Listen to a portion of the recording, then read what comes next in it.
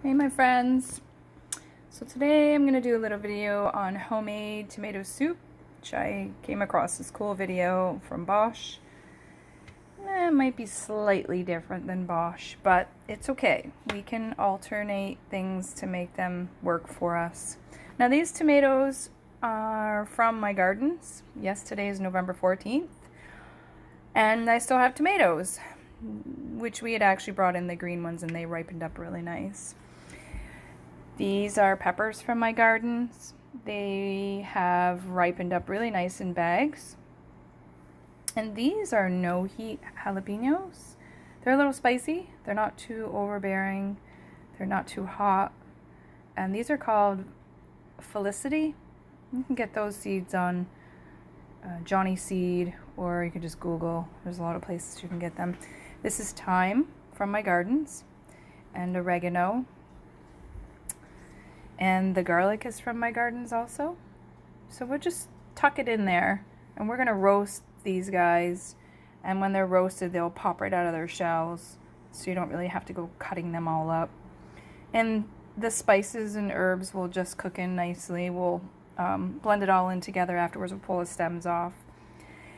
But I just want to let you know that I brought in my house thyme and oregano and rosemary, and I'll actually show you that, so that I can have these herbs throughout the winter. And if they do really well, you can get cuttings from them and plant them outside, or just bring the buckets inside, from inside outside come summertime. So right now we're going to roast this for about 20 minutes in the oven. I have a toaster oven. And then take a look at them and see how they're doing. And then we're going to come back. Let me show you my thyme and oregano and rosemary that I brought in.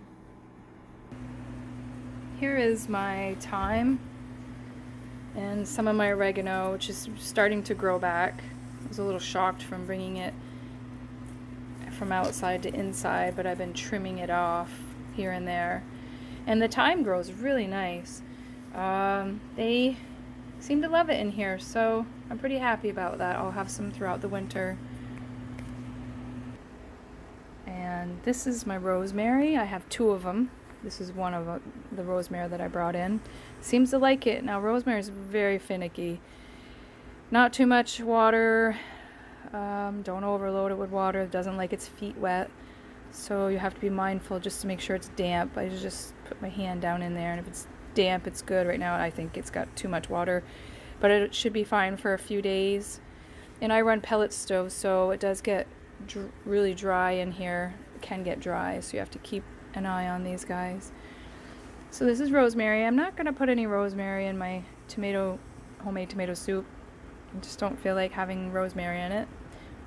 But you can put whatever you want for herbs and spices in your rosemary. I think the garlic's going to be plenty with the oregano and the thyme. So we're back to the tomatoes and the peppers. I just think they're so beautiful just to, look at them. We are going to use a vegetable stock broth for the tomato soup after these are roasted. And we're going to use also, to thicken it up, a coconut milk, or you can use coconut cream. I don't have any coconut cream. You can use soy if you're a soy lover. You can use regular milk, regular cream. I choose not to use that. I don't need to actually eat animal milk. So I choose to use the other creams, which to me taste just as good.